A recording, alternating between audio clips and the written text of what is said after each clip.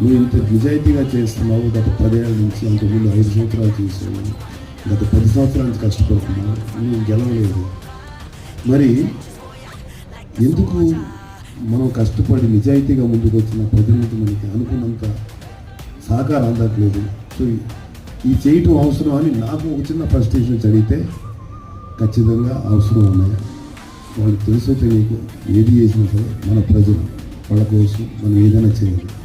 ముఖ్యంగా యువకులు వాళ్ళు అన్నిటికీ తెగించి ముందుకు వచ్చి మనకు నిలబడినందుకు ఖచ్చితంగా ఈ రాష్ట్రంలో ఉండే యువతీ యువకులకి మనం అండగా నిలబడి వాళ్ళని గొప్ప భారతదేశానికి అద్భుతమైన భవిష్యత్తు ఇచ్చే నాయకులుగాను, మనుషులుగాను, పౌరులుగాను తీర్చిదిద్దాలి.